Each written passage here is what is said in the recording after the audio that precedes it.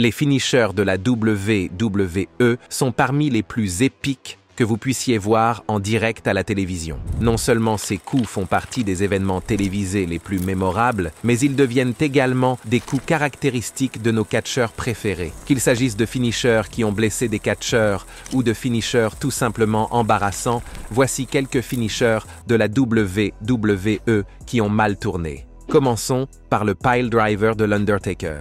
Il est probablement difficile d'imaginer que l'Undertaker ait jamais raté un mouvement, mais même les meilleurs d'entre eux ne sont pas à l'abri d'une erreur occasionnelle. Le Tombstone Pile Driver était si dangereux que la WWE a pratiquement interdit à quiconque de l'utiliser. Et quand un Pile Driver tourne mal, oh, ça tourne très mal. Demandez à Koko B. Ware, qui a failli se briser la nuque alors que le Deadman apprenait encore les ficelles du métier. Mieux encore, demandez à Goldberg, qui a reçu l'un des Tombstones les plus terrifiants de l'histoire, à Super Showdown 2019. Mais avant d'aborder ces moments terrifiants, parlons de la façon dont l'Undertaker a commencé à utiliser ce finisher légendaire. Lorsque Mark Calaway est devenu The Undertaker pour la première fois en 1990, il avait besoin d'un finisher aussi terrifiant et définitif que son ambiance de mort-vivant. C'est là qu'intervient le Tombstone Pile Driver, un coup qui donne l'impression qu'il plante littéralement des âmes 6 pieds sous terre. Pour ne rien arranger, il croisait les bras de son adversaire comme s'il était dans un cercueil avant de le coincer. C'était parfait, c'était sinistre. Et la plupart du temps, il y parvenait parfaitement, la plupart du temps. Mais au Survivor Series 1990, pas vraiment. C'est ce soir-là que l'Undertaker a fait ses débuts à la WWE et que Koko B. Ware a eu l'honneur ou la malchance d'être le premier catcheur à recevoir le Tombstone. Malheureusement, le Taker s'est trompé. Selon Koko lui-même, le mouvement s'est tellement mal passé qu'il a failli avoir le cou brisé. Ce n'est pas vraiment le début le plus facile pour un homme qui allait avoir l'une des carrières les plus dominantes de tous les temps, mais ce n'est pas la seule fois où le finisher de l'Undertaker a mal tourné. Avance rapide jusqu'à Super Showdown 2019 et le Pile Driver a failli mettre Goldberg hors d'état de nuire. Le Super Showdown 2019 est un match qui aurait probablement dû rester dans la catégorie What If. Undertaker vs Goldberg, c'était génial sur le papier, mais dans la réalité, pas tant que ça. Alors que Goldberg s'était déjà fait une commotion cérébrale en donnant un coup de tête à une porte, Undertaker est allé chercher son coup de grâce. Et disons qu'il n'a pas atterri en toute sécurité. La tête de Goldberg a violemment heurté le tapis, faisant sursauter d'horreur tous les spectateurs. Ce fut un moment difficile qui a amené les gens à se demander si les deux hommes auraient dû se trouver sur le ring. Le Deadman est peut-être l'un des plus grands de tous les temps, mais quand le Tombstone Pile Driver tourne mal, c'est le genre de chose qui vous fait retenir votre souffle et espérer que personne ne sera vraiment enterré. Il est intéressant de noter que l'Undertaker n'est pas le seul à avoir eu un finisher qui a mal tourné. Parfois, il en a même reçu un. Et qui aurait cru que Rey Mysterio, un homme qui fait presque la moitié de sa taille, serait celui qui le mettrait hors d'état de nuire? Oui, Rey Mysterio a failli éliminer le Deadman avec un finisher raté. Rey Mysterio a construit sa carrière en défiant les probabilités et l'un de ses mouvements emblématiques est le senton assis, un mouvement apparemment simple dans lequel Rey s'élance de la corde supérieure et atterrit fesses les premières sur le torse de son adversaire, l'envoyant au tapis. L'idée sous-jacente est géniale. Rey n'allait dominer personne. Il devait donc utiliser sa vitesse, son agilité et tout le poids de son corps. Un mouvement de haute voltige comme le senton assis rendait crédible le fait que cette dynamo de 67 kg pouvait mettre à terre des poids lourds. Et la plupart du temps, cela a fonctionné à merveille. La plupart du temps. Voici SmackDown vers 2010. Rey Mysterio contre l'Undertaker. Tout se passait bien jusqu'à ce que Rey décide d'utiliser sa technique de prédilection, le senton assis. Tout ce qu'il avait à faire, c'était d'atterrir sur le torse du Taker, et le Deadman s'écroulerait comme un arbre. Simple, n'est-ce pas? Eh bien, pas cette fois-ci. Au lieu d'atteindre sa cible, Rey a dépassé le point d'atterrissage et s'est écrasé directement sur le visage de l'Undertaker. L'impact est brutal. Il ne s'agissait pas d'une petite bosse ou d'un mouvement mal placé, mais d'une collision arrière à grande vitesse sur l'os orbital du Taker. Et devinez quoi? Il s'est brisé. L'Undertaker, un homme qui a affronté des chaises en acier, des chutes à Hell in a Cell et le feu littéral, a été mis hors d'état de nuire par un senton assis. La blessure était suffisamment grave pour mettre le Deadman sur la touche pendant un certain temps, et vous savez qu'elle devait être sérieuse s'il devait s'absenter. Une fracture de l'os orbital n'est pas une plaisanterie. Elle perturbe la vision, provoque une douleur intense et, dans certains cas, peut même nécessiter une intervention chirurgicale. Et juste comme ça, le Giant Killer a accidentellement éliminé The Deadman dans l'un des ratés les plus inattendus de tous les temps. Passons maintenant au moment où la powerbomb de Brock Lesnar a brisé Hardcore Holly. Hardcore Holly n'était pas du tout comme les autres. Ce type était fier de sa réputation de dur à cuire. Et soyons réalistes, il l'avait bien mérité. C'est le même homme qui a reçu un jour un énorme morceau de table dans le dos et qui a continué comme si c'était un mardi, comme les autres. Mais malgré toutes les guerres hardcore qu'il a menées, sa pire blessure n'a pas été causée par des chaises en acier ou des tables en feu. Non, elle est venue d'un finisher qui aurait dû être un jour, comme les autres, sur le ring, une simple powerbomb. Avant d'aborder le botch, parlons un peu des powerbombs. La powerbomb est une prise de catch classique qui fait appel à la force brute. L'idée est simple, il s'agit de soulever l'adversaire et de le faire tomber violemment. C'est un mouvement qui a été utilisé par des légendes du catch comme Batista, Kevin Nash et l'Undertaker. Mais quand Brock Lesnar, un monstre de destruction génétique, exécute une powerbomb, vous savez qu'il va frapper différemment. Lorsque Brock a fait ses débuts à la WWE en 2002, il était comme un véritable boss de jeux vidéo. Il était capable d'envoyer valser n'importe qui. Et c'est ce qu'il a fait. Le F5 était sa signature, mais Brock disposait de nombreux autres outils de destruction, dont une powerbomb dévastatrice. Et lors d'une nuit fatidique, Hardcore Holly s'est retrouvé au bout du rouleau. Le problème? Brock n'avait pas une bonne prise. Pendant le match, Brock a soulevé Holly pour la powerbomb. Mais quelque chose n'allait pas. Peut-être que c'était l'angle, peut-être que c'était le positionnement, mais au lieu de le faire tomber proprement, Brock a perdu le contrôle au milieu du mouvement. Holly s'est alors retrouvé la tête la première. L'impact a été violent et Holly a immédiatement compris que quelque chose n'allait pas. Il s'est avéré qu'il n'était pas seulement blessé, mais qu'il s'était brisé la nuque. Cette blessure a éloigné Hardcore Holly du ring pendant des mois. Et contrairement à certaines erreurs où le catcheur blessé se contente de se secouer, celle-ci a eu de réelles conséquences. Mais il y avait un bon côté à la chose. Lorsque Holly a finalement guéri, il a obtenu un match de championnat de la WWE contre Lesnar lors du Royal Rumble de 2004. Bien sûr, il n'a pas gagné, mais il a eu une chance de se venger. Au moins, Holly avait quelqu'un à blâmer. Seth Rollins, il a tellement raté sa powerbomb que la seule personne à qui il pouvait en vouloir, c'était lui-même. Seth Rollins était en feu en 2015. Il n'était pas seulement le champion de la WWE, il était le gars. Et même s'il n'est pas un monstre comme Batista ou Lesnar, il a de l'explosivité. Et sa powerbomb au turnbuckle est devenue un élément caractéristique de son attaque. Alors, qu'est-ce qui pourrait mal tourner? Eh bien, tout. Lors d'un match contre Kane à Dublin, en Irlande, Rollins a tenté quelque chose d'un peu particulier. Il était censé sauter par-dessus Kane alors qu'ils se trouvaient tous deux sur la corde supérieure, faire un saut périlleux, retomber sur ses pieds, puis donner une powerbomb à Kane. Une journée de travail comme les autres pour Seth freaking Rollins. Mais le problème, c'est qu'il s'est trop engagé. Au lieu d'atterrir en douceur et d'exécuter la powerbomb, sa jambe droite a pris tout l'impact avec un angle horrible. Son genou s'est déformé, s'est tordu et a complètement lâché. Et juste comme ça, le ligament croisé antérieur, le ligament croisé postérieur et le ménisque de Seth ont été déchiquetés. C'est vrai, il ne s'est pas contenté d'une seule déchirure. Il a tout détruit. Le match devait quand même se terminer, alors Rollins a tenu bon et a achevé Kane. Mais une fois qu'il est arrivé à l'arrière, les médecins ont confirmé que son genou était détruit. Cette erreur a mis fin au règne de Seth Rollins. Il s'est vu retirer le titre de champion de la WWE et a été contraint de rester au repos pendant plus de 6 mois, manquant ainsi WrestleMania 32.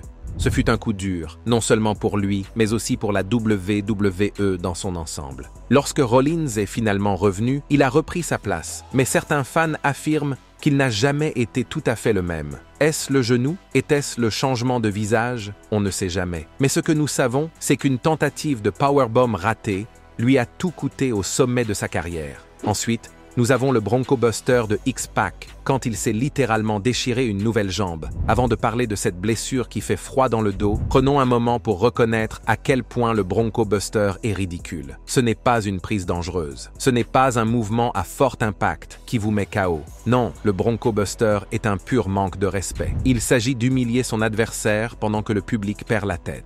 X-Pac ne l'a pas créé, mais il l'a rendu célèbre, rebondissant sur un adversaire tombé dans le coin comme s'il chevauchait un taureau mécanique dans un bar clandestin. Mais alors qu'il avait l'air de s'amuser et de jouer, une nuit fatidique de 2013 a prouvé que le Bronco Buster pouvait être un cauchemar menaçant la carrière. X-Pac a fait ce mouvement pendant des années à la WWE et ailleurs. Il faisait partie de son Swagger DX, un mouvement qui ne visait pas à causer de la douleur, mais à faire passer son adversaire pour un perdant total. C'était censé être simple: courir, sauter, enjamber les cordes, rebondir. Mais ce show indie de 2013 ne s'est pas terminé comme prévu. Au cours d'un match, X-Pac s'est lancé dans son mouvement signature comme il l'avait fait des milliers de fois auparavant. Il a foncé à toute vitesse sur son adversaire, prêt à faire son truc. Mais au lieu d'atteindre sa cible, il l'a manqué et s'est écrasé la tête la première contre le poteau d'acier du ring. Mais ce n'était pas seulement douloureux, c'était horrifiant. X-Pac s'est déchiré à un endroit très privé, très malheureux. Oui, il s'est littéralement déchiré. La douleur était atroce et les dommages étaient suffisamment graves pour nécessiter une intervention chirurgicale immédiate. Au lieu de célébrer une victoire, X-Pac s'est retrouvé dans un lit d'hôpital avec une histoire qu'aucun homme ne veut jamais raconter. Et le pire, il fait encore ce mouvement. C'est vrai, malgré l'une des blessures les plus brutales qu'il se soit infligées dans l'histoire du catch, X-Pac n'a pas retiré le Bronco Buster. Mais vous savez que ce moment horrible est à jamais gravé dans sa mémoire. Et si vous pensez que X-Pac a conservé le Bronco Buster après ce désastre, attendez de savoir quand le RKO de Randy Orton est passé de Out of Nowhere à Out of Whiff. Le RKO est un finisher si légendaire qu'il est devenu un véritable mème sur Internet. Qu'il fasse tomber les adversaires en plein vol ou qu'il soit intégré de façon hilarante dans des vidéos virales montrant des gens qui trébuchent, le finisher de Randy Orton est toujours un spectacle à ne pas manquer. Mais même les meilleurs coups ne se déroulent pas toujours comme prévu. Et dans un moment tristement célèbre, le Legend Killer nous a donné un RKO tellement mauvais que la foule a ri au lieu d'applaudir. Au début des années 2000, Randy Orton était encore un nouveau prodige de la troisième génération qui gravissait les échelons de la WWE. Il avait du charisme, l'évolution le soutenait et, surtout, il avait son coup de grâce, le RKO. Inspiré du Diamond Cutter de Diamond Dallas Page, la version d'Orton était plus rapide, plus flashy et pouvait être frappée de nulle part. Au fil du temps, le RKO est devenu l'un des finishers les plus protégés et les plus respectés de l'histoire de la WWE. Mais le 26 janvier 2004, lors d'un match à handicap 3 contre 2 opposant Evolution à Chris Jericho et Rob Van Dam, Orton a exécuté ce qui a été l'un des pires RKO de sa carrière. Le plan était simple. Orton était censé sauver héroïquement Batista, qui était coincé dans les Walls of Jericho. L'arbitre a été distrait, ce qui a donné à Orton la possibilité d'intervenir, de délivrer un RKO rapide comme l'éclair et de renverser la vapeur. Simple, n'est-ce pas? Eh bien, pas tant que ça. Pour des raisons encore inconnues, peut-être Orton a-t-il mal choisi son moment de saut?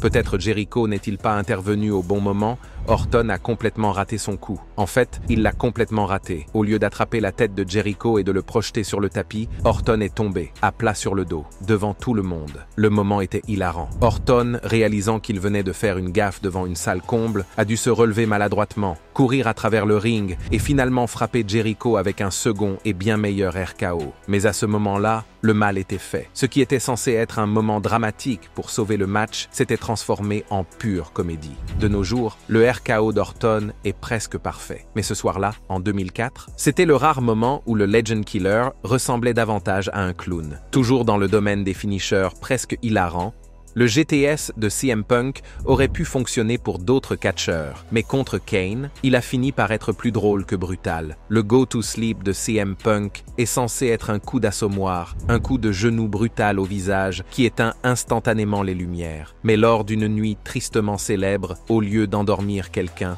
la tentative de GTS de CM Punk s'est tout simplement éteinte. Lorsque CM Punk est arrivé à la WWE, il s'est armé d'un mouvement qu'il avait emprunté à la légende du catch japonais Kenta, le Go to Sleep. Ce mouvement était d'une grande beauté. Punk hissait son adversaire sur ses épaules dans un mouvement de pompier, le lançait dans les airs, puis, bam, lui enfonçait son genou dans le visage en retombant. C'était rapide, vicieux, et cela ressemblait à un chaos instantané. Au fil du temps, le GTS est devenu la carte de visite de Punk, le point d'exclamation ultime de ses matchs. Mais alors, c'était le 25 mai 2010. À ce moment-là, Punk dirigeait la Straight Edge Society, un groupe de loyalistes au crâne chauve qui croyaient en son message de vie propre et de domination totale. Dans cet épisode de SmackDown, Punk affrontait Kane, un monstre de plus de 136 kilos, qui, soyons réalistes, n'était pas vraiment fait pour un coup comme le GTS. Mais bon, Punk avait déjà exécuté le mouvement sur quelques grands gars auparavant, alors pourquoi ne pas tenter le coup, n'est-ce pas? Alors que Punk propulsait Kane sur ses épaules, il était difficile de ne pas se demander si nous allions vraiment voir un GTS de 136 kilos. Punk a essayé, il a vraiment essayé. Mais la taille de Kane et la répartition de son poids ont tout chamboulé. Au lieu de basculer doucement en position pour le coup de genou, Kane a glissé des épaules de Punk comme un sac de pommes de terre. Il n'y a pas eu d'impact, pas de genou, pas de go to sleep, juste un Kane très éveillé qui a atterri sur le tapis indemne. Et le plus beau, Punk a quand même gagné le match. C'est comme si Kane avait fait semblant d'être assommé pour faire avancer les choses. Peut-être avait-il besoin d'une sieste, ou peut-être s'est-il dit « Eh, c'est pas loin ». Quoi qu'il en soit, ce GTS raté reste l'un des finishers les plus drôles de l'histoire de la WWE, car lorsque Kane a décidé qu'il n'allait pas dormir, rien n'allait le faire changer d'avis. Quoi qu'il en soit, parlons de la Batista Bomb à SummerSlam 2006, lorsque l'animal a failli rater son coup. La Batista Bomb est censée être une démonstration tonitruante de puissance brute, un mouvement qui devrait laisser les adversaires à terre et le public en délire. Mais parfois, même l'animal peut avoir un moment où sa force se retourne contre lui. L'ascension fulgurante de Batista dans la WWE s'est faite sur la base d'une domination physique pure et simple. Il a gagné son surnom, l'animal, en prenant des adversaires qui semblaient 2 fois plus grands que lui et en leur lançant une powerbomb ou un spinebuster dévastateur. Sa fameuse Batista Bomb n'était pas qu'un simple mouvement.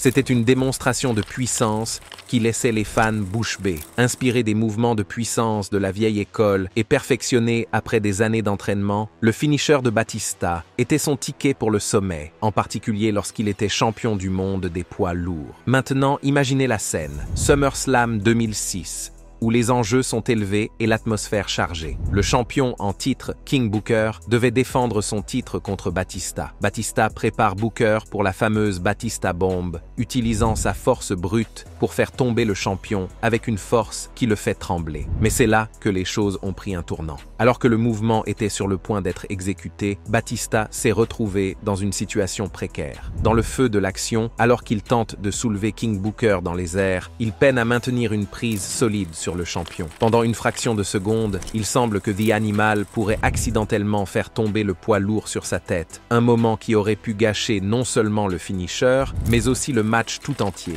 La tension dans l'arène devait être palpable, chacun se préparant à l'impact. Heureusement, Batista a réussi à reprendre le contrôle à la dernière minute. Au prix d'un effort herculéen, il a propulsé Booker vers le haut et a exécuté la Batista Bomb, mais avec un timing qui en a laissé plus d'un se demander s'il n'était pas passé tout près du désastre. En fin de compte, le match s'est poursuivi, mais ce quasi-échec est devenu l'un de ces moments inoubliables où la puissance brute de The Animal s'est presque retournée contre lui, laissant les fans avec un mélange d'admiration, de soulagement et une bonne dose de « et si » dont on parle encore aujourd'hui. Vers la fin de cette liste, nous avons le moment où le shell shock de Ryback a échoué contre Tensai. Ryback a été conçu pour être une machine à détruire, un bulldozer humain qui écrase tout sur son passage. Son finisher, le shell shock, était le point d'exclamation parfait de sa domination. Ce n'était pas seulement un mouvement, c'était une déclaration. Il jetait un homme sur ses épaules, marchait autour du ring pour montrer sa puissance, puis l'écrasait sur le dos. Mais parfois, même les plus grandes puissances se heurtent à un objet inamovible. En 2012, cet objet était Tensai. Ryback devait affronter Tensei, anciennement connu sous le nom de Prince Albert ou A-Train, un monstre de 360 livres. Ryback avait déjà frappé le Shell Shock sur Tensai auparavant, donc en théorie, cela aurait dû fonctionner. Mais ce soir-là, les choses ne se sont pas passées comme prévu. Alors que Ryback tentait de soulever Tensai sur ses épaules, sa prise n'était pas tout à fait correcte. Pour une raison inconnue, Tensai ne bougeait pas. Ryback a réessayé, toujours pas de chance. La foule commence à murmurer. Puis, dans l'un des moments les plus visiblement frustrants de sa carrière, Ryback a abandonné. Au lieu du Shell Shock, il a frappé Tensai avec un lariat et s'est dirigé directement vers le pain. Il était clair qu'il était en colère, ce qui n'est pas exactement l'image que la WWE voulait donner à son prochain monstre. Pour être honnête, il faut dire qu'il n'est pas facile de soulever un poids de 360 livres, même pour quelqu'un d'aussi fort que Ryback. Mais ce n'était pas n'importe quel match, c'était un moment de Rio en prime time et rater son finisher en direct. Ce n'est pas très glorieux pour un homme dont le but est d'être puissant. On peut dire que la WWE ne voulait pas que vous vous souveniez de ce match. Pourtant, vous n'êtes pas prêt d'oublier cette finisher ratée. Il s'agit du pedigree de Triple H contre Marty Garner. Cette finisher ratée était si horrible qu'elle fait encore grimacer les fans, même des décennies plus tard. Le pedigree de Triple H est l'un des finishers les plus protégés et les plus dévastateurs de l'histoire du catch. C'est un mouvement qui a mis au tapis des légendes, remporté des championnats et, pour un malheureux catcheur en 1996, transformé un match de routine en une visite potentielle à l'hôpital. Lorsque Triple H est arrivé à la WWE sous le nom de Hunter Hearst Helmsley, l'aristocrate snob à l'accent sophistiqué, il avait besoin d'un coup de poing à la fois sophistiqué et mortel. C'est ainsi qu'est né le pedigree, un double facebuster sous le crochet qui lui permettait d'attraper les bras de son adversaire, de sauter et de lui enfoncer le visage dans le tapis. C'était le coup parfait pour un homme qui se croyait meilleur que tout le monde. Un coup qui plaçait littéralement ses adversaires sous lui. Au fil des ans, le pedigree est devenu un élément essentiel de sa domination, à l'instar de The Rock, The Undertaker, et même John Cena. Mais il y a eu Marty Garner. Le 1er juin 1996, un épisode de WWF Superstar a vu Triple H affronter Garner, un talent d'amélioration dont le travail consistait à faire paraître les grandes stars. Le match était censé être une simple vitrine pour Triple H, une victoire rapide pour continuer sur sa lancée. Mais au moment d'appliquer le pedigree, les choses ont pris une tournure très dangereuse. Alors que Triple H bloquait le mouvement, Garner n'a apparemment pas compris ce qui allait se passer. Au lieu de rester immobile et d'attendre d'être projeté la tête la première sur le tapis, Garner a cru qu'il allait subir une double underhook powerbomb. Et que fait-on pour une powerbomb? On saute.